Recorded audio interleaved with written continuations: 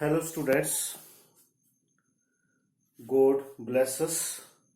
Let us start exercise 1.3 class 9th page 1415.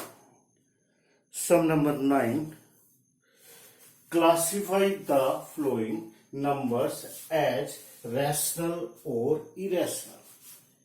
First part, second part, third, fourth, fifth हमने इनको बताना है here which number is rational, which number is not rational और irrational. 23 you know 23 number एक prime number है। जितने भी prime number है उन सभी का स्क्वायर रूट इरेशनल ही आता है, यानी वो नॉन रिपीटिंग नॉट टर्मिनेटिंग होते हैं, इरेशनल, और जिनको हम P अपॉन Q फॉर्म में नहीं लिख सकते। 225 स्क्वायर रूट रियल में फाइंड करोगे जैसे आप 8th क्लास में फाइंड करके देख सकते हो, नहीं तो सीधा ही है 23 प्राइम नंबर। अब क्वेश्चन राइज होता है what is prime number. Prime numbers वो नंबर्स होते हैं जिनके एग्जैक्टली टू फैक्टर्स होते हैं, जिनके एग्जैक्टली टू फैक्टर्स होते हैं वो प्राइम नंबर होते हैं। तो 23 के दो ही फैक्टर बनते हैं, 1 और सेकंड 23। प्राइम नंबर का स्क्वायर रूट इरेशनल होता है। 225 स्क्वायर रूट 15 ये आपका रैशनल हो गया। उसके बाद ये आपका टर्मिनेटिंग डेसिमल है, ये भी रैशनल है। आप ये भी कह सकते हो डेसिमल एनिमिलेट करके इसका हम ऐसे भी लिख सकते हैं, तब भी ये P अपॉन Q फॉर्म में आ गया, यानी रैशनल है। रैशनल के लिए मैं R यूज कर रहा हूं, आपने पूरा लिखना है। इसी प्रकार ये नेक्स्ट है, ध्यान से देखोगे 478 रिपीट हो रहा है, यानी नॉन टर्मिनेटिंग बट रिपीटिंग है। तो नॉन टर्मिनेटिंग बट रिपीटिंग भी क्या होते हैं, अगर क्लियर करना तो लिख सकते हो नॉन टर्मिनेटिंग, तो non terminating but repeating decimal expansion so rational. ठीक है, नेक्स्ट ध्यान से देखो 1 डेसिमल 1 0, फिर 1 double 0, 1 triple 0, 1 4 times 0 and so on. तो ये आपको लगता है कभी खत्म होगा, इट मीन्स नॉन टर्मिनेटिंग है और नॉन रिपीटिंग है। जितने भी नॉन टर्मिनेटिंग नॉन रिपीटिंग होते हैं वो सभी इरेशनल होते हैं। Non terminating and non repeating, तो ये आपके इरेशनल। इस प्रकार हम रैशनल और इरेशनल नंबर्स का क्लासिफिकेशन, तो डेफिनेशन हमें क्लियर होनी चाहिए, तब हम इसको बड़ी इजीली अच्छी तरह से कर सकते हैं।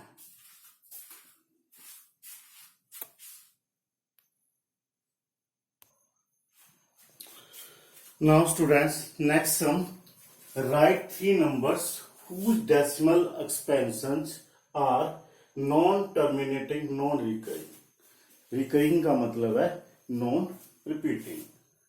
तो 3 बताना है, यहां भी ऐसे कर सकते जैसे प्रीवियस में मैंने बताया 0 डेसिमल, ये सिस्टम अपना लो, 0 decimal 1 0, 1 double 0, 1 triple 0, 1 4 times 0, 1 and so on. Second लिखना है 0 decimal 2 0, 2 double 0, 2 triple 0, 2 4 times 0 and so on.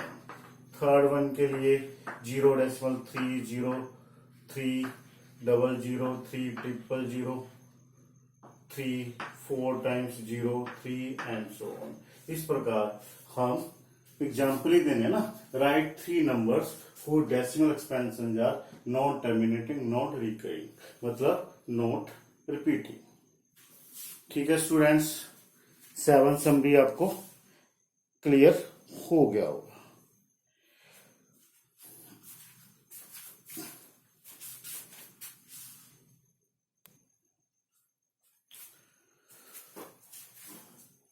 Students, now sixth question, exercise 1.3, NCERT page 14.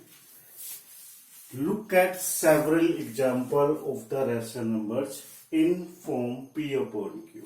उनके हमने कुछ एग्जाम्पल्स को देखिए जो P upon Q फॉर्म में है. देखो 2/5, इसको हम डेसिमल में कन्वर्ट करेंगे. 0.5 होगा 20. सिमिलरली 1/2, 0.5. ये कहता है ना where P and Q are integers with no common factor other than 1. 1 के अलावा उनके बीच में कोई कॉमन फैक्टर नहीं होना चाहिए. यहां भी 1 के अलावा कोई and having terminating decimal expression, यानी टर्मिनेट एंड हो रहा है, यहां भी एंड हो रहा है.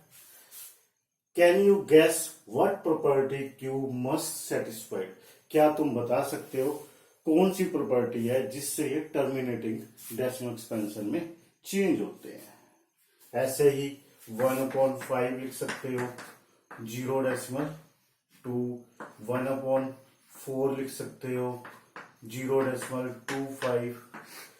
ध्यान से देखोगे यहां इसके नीचे 5 है, यहां 2 है, यहाँ 5 है, यहाँ 4 है, किंतु 2 की पावर 2.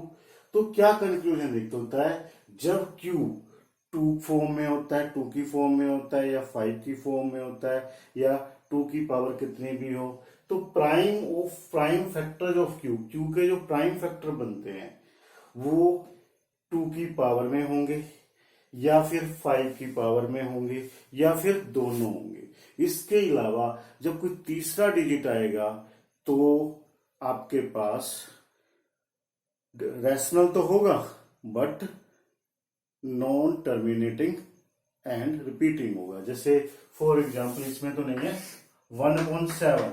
अभी अपन ने क्वेश्चन किया है ना इससे प्रीवियस वीडियो में या इस वीडियो में, तो 0.142857 नंबर रिपीट होते थे क्योंकि यहां पर 2 और 5 के अलावा तीसरा फैक्टर आ गया 7.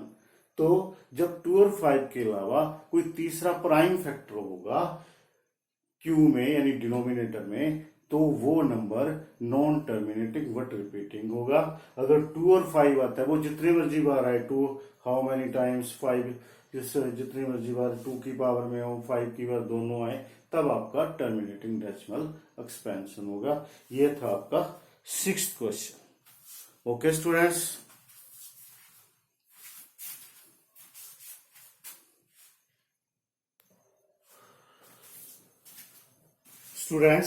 now 5th sum of this exercise.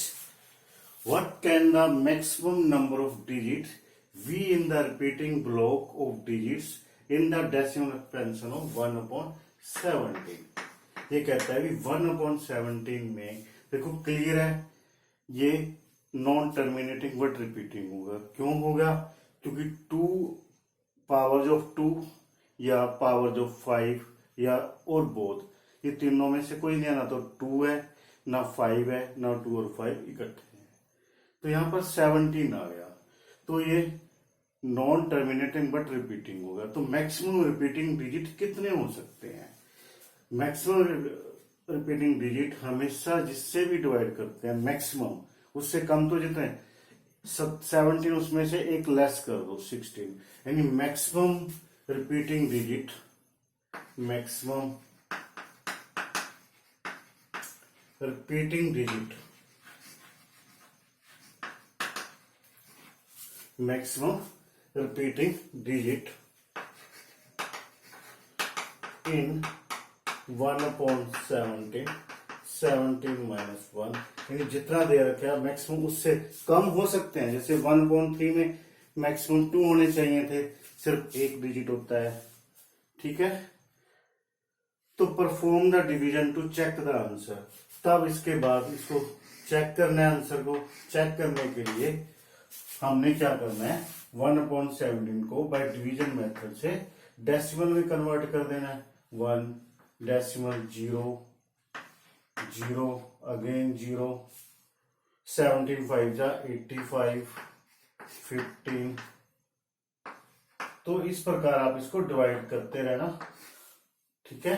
I am not doing division here, you try to your self.